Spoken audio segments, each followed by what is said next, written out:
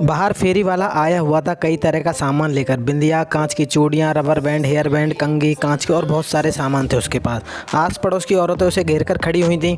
काफ़ी देर तक बाबा गेट पर अपनी लाठी टेक कर खड़े रहे। जैसे ही औरतों की भीड़ छटी, बाबा अपनी लाठी टेकते हुए फेरी वाले के पास पहुंच गए और उसका सामान देखने लगे। शायद वे कुछ ढूंढ रहे थे, कभी सिर ऊंचा करके देखते, कभी नीचा। जो देखना चाह रहे थे वह दिख नहीं रहा था।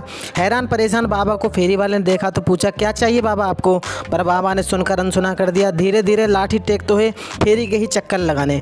बाबा को कुछ चाहिए था क्या? अब की बार बाबा ने फेरी वाले से कहा, हाँ बेटा बताओ मुझे, मैं ढूंढ देता हूँ बाबा। मुझे ना वो बिंदिया चाहिए थी। बिंदिया क्यों चाहिए बाबा? बाबा ने अम्मा की तरफ इशारा करते हुए बताया, अरे मेरी पत्नी के लिए चाहिए। बाबा का जवाब सुनकर फेरी वाला हंस दिया। किस तरह की बिंदिया चाहिए? बड़ी बड़ी गोल बिंदिया चाहिए बेटा, बिल्कुल लाल रंग की। फेरी वाले ने बिंदिया का पैकेट निकाल कर दिखाया।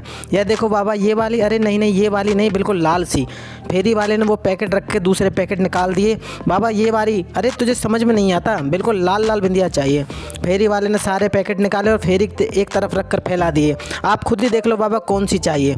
बाबा ने कांपते हाथों से बिंदियाओं को पैकेट को इधर उधर किया और उनमें से एक पैकेट निकाला। हाँ ये वाली बेटा। बाबा के हाथ में बिंदी का पैकेट देखकर फेरी वाला मुस्कुरा दिया। बाबा ने तो मेहरून रंग की बिंदी उठाई। कितने की है बेटा? 10 रुपये की है बाबा। कीमत सुनकर बाबा का दिल बैठ गया। फिर बोले, ठीक है अभी ला कर देता हूँ। बाबा लाठी टेकते हुए पलट कर जाने लगे, तब तक घर में से बहू आती दिखी। उसे देखकर बाबा बोले, अरे बहू जरा 10 रुपये तो देना, फेरी वाले को देने हैं। अब क्या खर्च कर दिया आप लोगों ने? बहू ने लगभग चिल्लाते हुए कहा। अम्मा के लिए बिंदिया खरीदी थी, उसकी बिंदिया खत्म हो गई थी। कई बार बोल चुकी है। बाबा ने धीरे से कहा, बस बस, आप लोगों को कोई और काम तो है नहीं, बेवजह का खर्चा करते हो। 70 साल की हो चुकी है अम्मा, अभी भी बिंदिया लगाएगी? इस उम्र में न जाने क्या क्या शौक है। देख बेटा, बात शौक की नहीं, अम्मा भी सुहागन है, इसलिए उसका मन नहीं मानता। सिर्फ 10 रुपये ही तो मांग रहा हूँ, भीतर जाकर दे दूंगा। कहाँ से दोगे? जो दोगे वो मेरी पति की कमाई है, मेरे पास कोई पैसे नहीं है। इतना कहकर बहू अंदर चली गई। अम्मा ने खाट पर लेटे लेटे ही बाबा को इशारा किया। बाबा ने पलटकर बिंदी फेरी वाले को दे दी और लाठी टेकते हुए अम्मा के पास आकर बैठ गए। बाबा ने देखा अम्मा की आंखों में आंसू थे।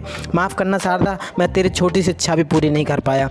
रहने दो जी, बेचारी बहू भी परेशान हो जाती होगी, काहे दिल पर लेकर बैठ जाते हो? बिंदी ही तो थी। बाबा ने व्यंग्य से हंसते हुए कहा, हाँ बिंदी ही तो थी। बाबा से बोली अम्मा, एक काम करो, पूजा घर से हिंगलू ले आओ, उसी से लगा देना, पर आज अपने हाथों से बिंदी लगा दो। बाबा ने अम्मा की बात सुनी और फिर लाठी टेकते हुए पूजा घर में गए। थोड़ी देर बाद बाबा हाथ में हिंगलू लाए अम्मा के पास पहुंचे। लो पार्वती उठो, मैं तुम्हें बिंदी लगा देता हूँ। पर अम्मा के शरीर में कोई हलचल नहीं थी। बाबा ने दोबारा कहा, पार्वती ओ पार्वती, सो गई क्या? तेरी बड़ी इच्छा थी ना बिंदी लगाने की, ला मैं लगा दूँ। पर अम्मा का शरीर शिथिल पड़ चुका था, अम्मा जा चुकी थी। बाबा अम्मा के पास ही बैठ गए। आंखों से आंसू झरझर बह रहे थे, पर एक बोल न फूटा। हमेशा के लिए अम्मा जा चुकी थी। थोड़ी देर में रोना धोना मच गया। आस पड़ोस के लोग आ गए, बेटे को बुलाया और अम्मा को अंतिम यात्रा के लिए तैयार किया जाने लगा। अम्मा को नहला धुला सुहागन की तरह तैयार कर अर्थी पर लिटाकर बाहर लाया गया। बाबा ने देखा अम्मा के माथे पर बड़ी सी लाल बिंदी लगी थी। बाबा उठे और घर में गए। थोड़ी देर बाद बाहर आए। धीरे धीरे अम्मा की अर्थी के पास आए और उन्होंने अम्मा के माथे पर से बिंदी हटा दी।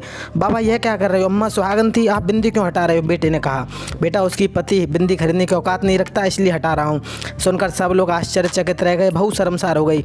सबने देखा बाबा अपने हाथ में लाए हिंगलू से एक बड़ी सी लाल बिंदिया अम्मा के माथे पर लगा रहे हैं। थोड़ी देर बाद बहू की चीत्कार छूट गई। बाबा भी अम्मा के साथ हमेशा हमेशा के लिए लंबी यात्रा पर चले गए। कृपया हम सभी एक छोटा सा प्रयास करें, अपने घर के बुजुर्गों का उचित सम्मान करें। सभी को एक दिन बूढ़ा होना है, माता पिता के न रहने पर उनका महत्व मालूम पड़ता है। दोस्तों कहानी अच्छी हो तो वीडियो को लाइक और चैनल को सब्सक्राइब करना ना भूलें।